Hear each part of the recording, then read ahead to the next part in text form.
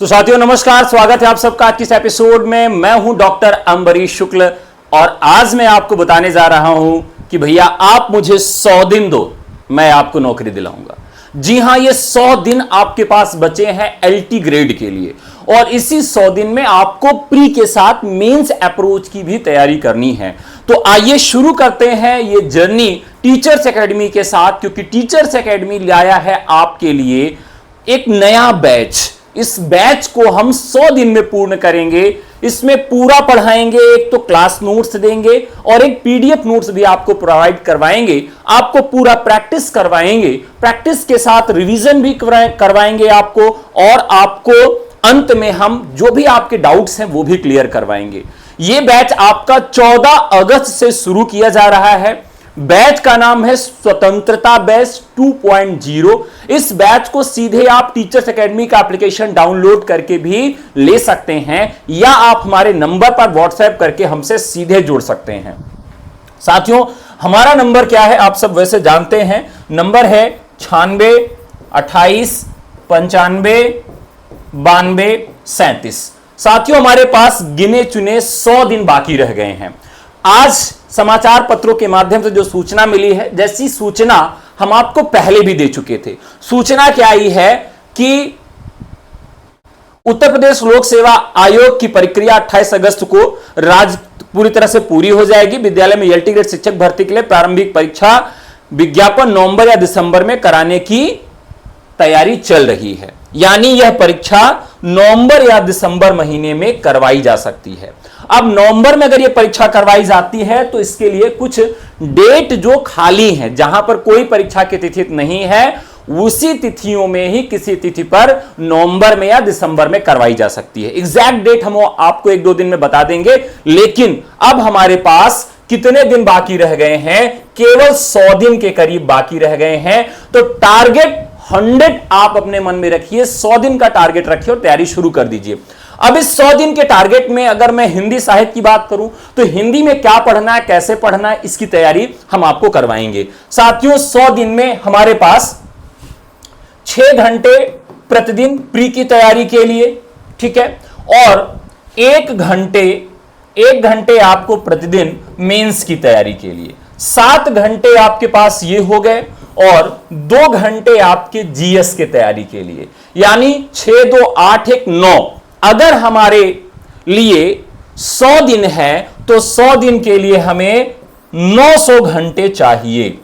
900 घंटे में हम पूरी तैयारी कर सकते हैं अपनी। लेकिन यदि आप बहाने मारते हैं तो बहाने मारने के लिए आपके पास समय नहीं। आप बीमार हैं, कोई बहुत बड़ी मुसीबत में है, पढ़ने का समय नहीं मिलता है, तबीयत खराब रहती है, शादी में जाना है, जितने भी बहाने हैं आपके जीवन से उनको आज से दरकिनार कर दीजिए। मोबाइल को टाटा बाय बाय कर दीजिए, क्योंकि अब आपके पास समय बेहद कम रह गया है। अब आपको केवल तैयारी करनी है, प्रतिदिन तैयारी करनी है और एक भी छोड़ना नहीं है पल को। तो चलिए देखते हैं कि क्या कैसे तैयारी करनी है। देखिए, प्रतिदिन आपको 6 घंटे तैयारी करनी है प्री की। प्री की तैयारी आपको 6 घंटे करनी है। कितने घंटे करनी है? 6 आवर पर डे। 6 घंटे आपको पर डे तैयारी करनी है प्री की और 1 घंटे प्रतिदिन तैयारी करनी है आपको किसकी? मेंस की। 1 घंटे तैयारी आपको किसकी करनी है? मेंस की करनी है। यह आपका हो गया क्या? 1 घंटे। और 2 घंटे तैयारी आपको किसकी करनी है जीएस की। ठीक है, ये 2 घंटे तैयारी आपको किसकी करनी है? जीएस की करनी है। टोटल आपके 9 घंटे हो गए।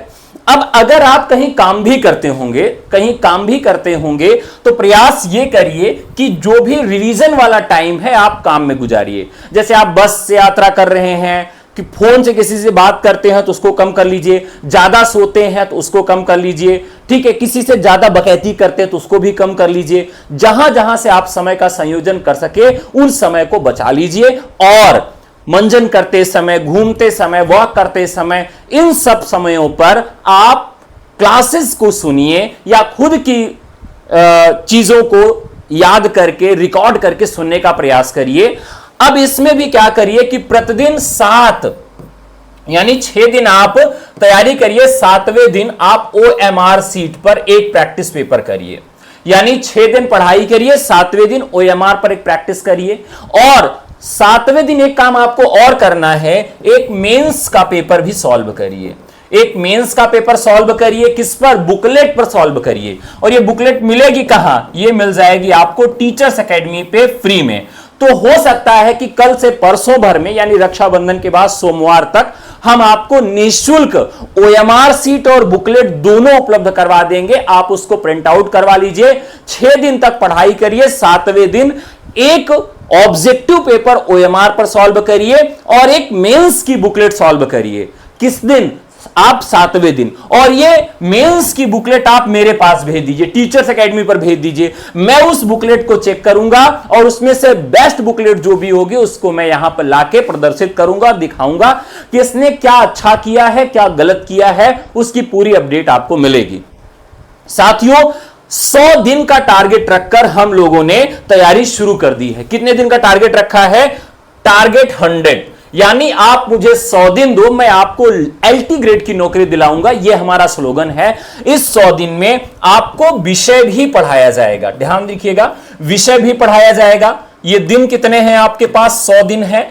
आपको विषय भी पढ़ाएंगे, आपको जीएस भी पढ़ाएंगे और आपको प्री और मेंस दोनों का पेपर भी करवाएंगे। दोनों काम आपके लिए करवाए जा रहे हैं और ये इसी 100 दिन में करवाए जाएंगे। अब विषय की बात करें तो ये कक्षाएं आपकी 2 घंटे से 3 घंटे या 4 घंटे तक भी प्रतिदिन चल सकती हैं। टारगेट हमारा यह है कि 90 डेज में आपके पूरे कोर्स को हम समाप्त करें और बाकी का जो 10 दिन है उस 10 दिन में हम आपको 10 मॉडल पेपर कराएं। और ये 10 मॉडल पेपर किसके करवाए जाएंगे?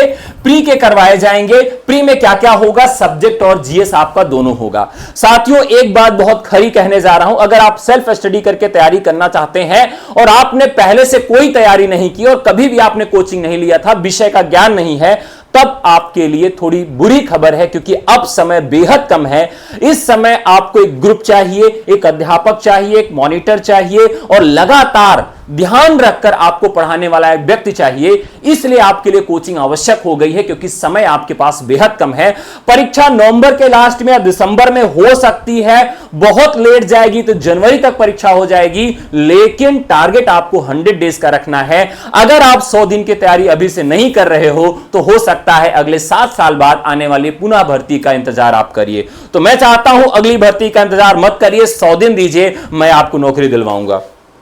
अब बात कर लेते हैं कि किस तरह से तैयारी करनी होगी, क्या अप्रोच रखना होगा, उन सब पर बात करते हैं। देखिए, इतिहास की बात कर लें साथियों, इतिहास की बात कर लें तो इतिहास में आपको प्रवृत्ति पर ज्यादा ध्यान रखना है, प्रवृत्ति पर ज्यादा ध्यान रखना है, विशेषता पर ज्यादा ध्यान रखना है, परिभाषा पर ज्यादा ध्यान रखना है, ठीक है।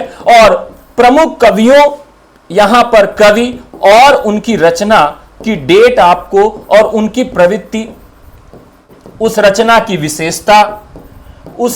विशेषता और उसकी तिथि, ये आपको जरूर याद रखना है।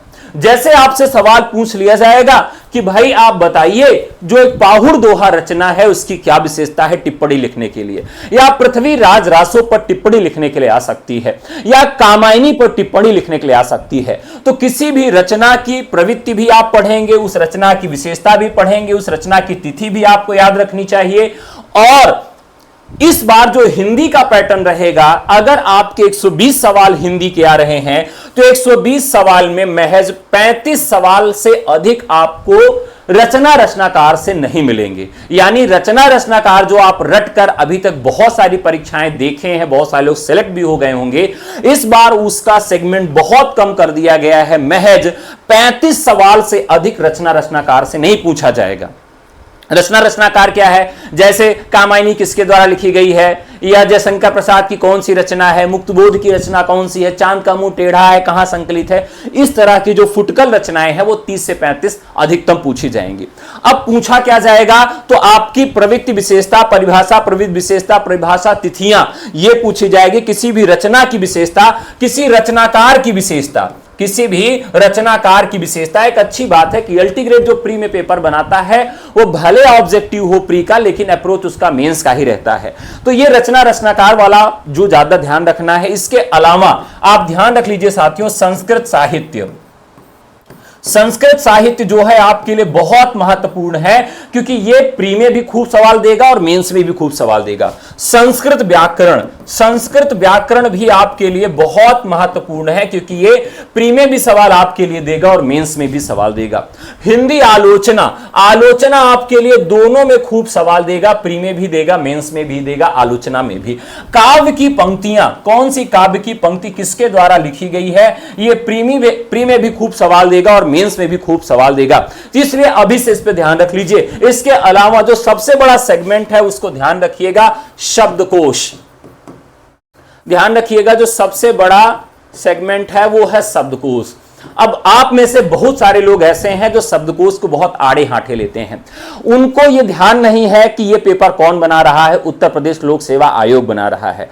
इसमें चुन चुन कर शब्दों को रखा जाएगा, यानी पर्यायवाची, मुहावरा, लोकोक्ति, शब्दार्थ, एकार्थी शब्द, अनेकार्थी शब्द, ये सारे जो सवाल बनते हैं, पर्यायवाची हो, विलोम हो, इन सवालों की तैयारी आज से ही शुरू कर दीजिए। प्रतिदिन का टारगेट रखिए कि 20 शब्द हम प्रतिदिन जो है नए सीखेंगे। और वो कौन से 20 शब्द होंगे जो आपको नहीं आते, यानी अगर आप बुक खोल के उनको पढ़ेंगे तो उसको पढ़ते समय आपको ये लगे कि अरे यार ये तो महत्वपूर्ण नहीं है, उसको छोड़ दीजिए। लेकिन जो आपको लगे कि अरे यार ये मुझे आता ही नहीं, कठिन लग रहा है, तो ऐसे शब्दावलियां, ऐसे शब्दकोश जो आपको कठिन लगे, ऐसे 20 शब्द प्रतिदिन आप सॉल्व करिए और उनकी तैयारी करिए।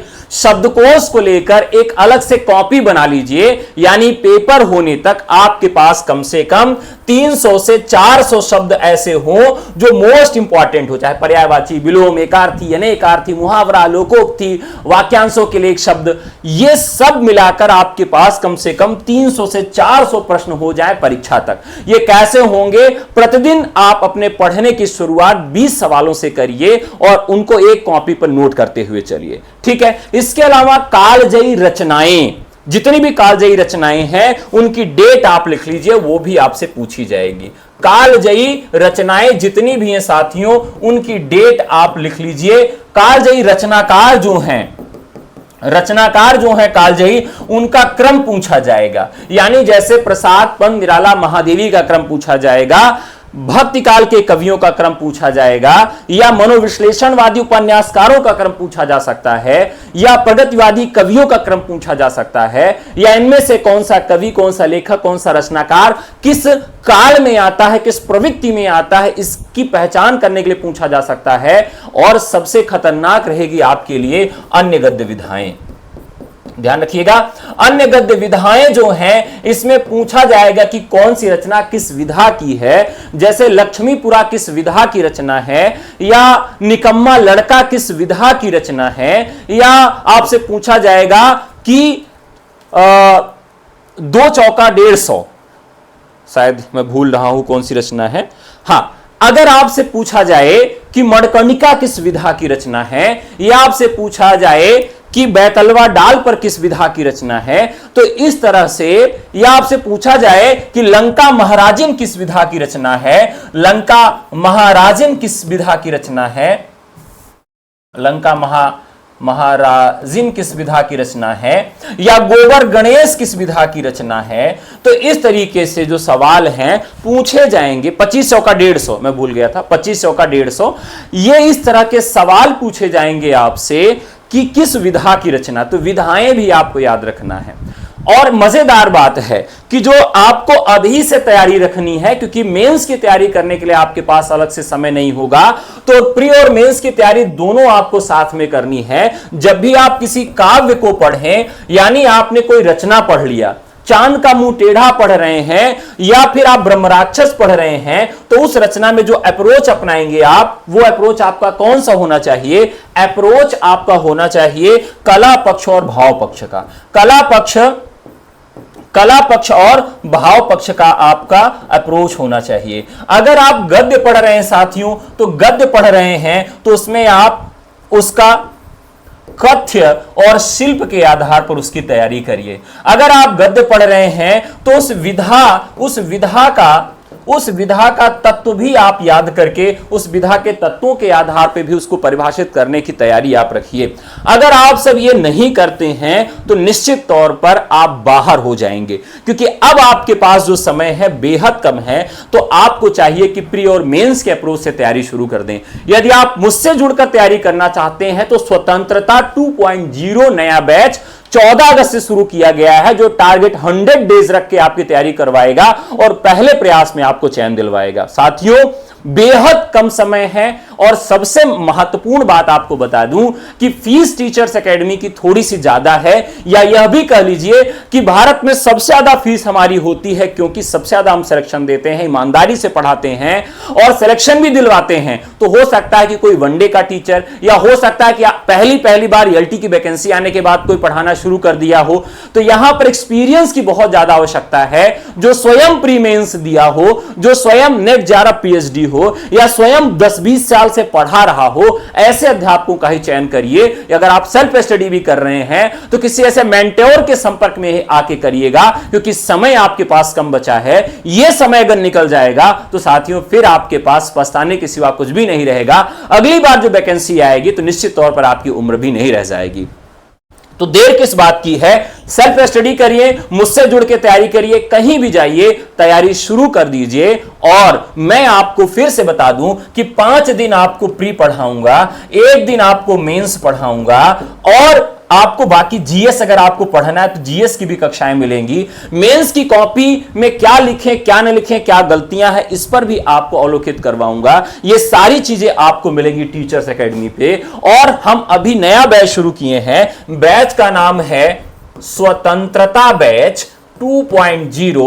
बैच स्टार्ट हो रहा है 14 अगस्त से। व्हाट्सएप करना है 9628 95 92 37 पर। साथियों, पहले प्रयास में चयन चाहते हैं, एलटी ग्रेड में चयन लेना चाहते हैं, तो आइए जुड़िए टीचर्स एकेडमी से और अपने सपनों को साकार करिए। मिलते हैं आपसे बैच में। धन्यवाद।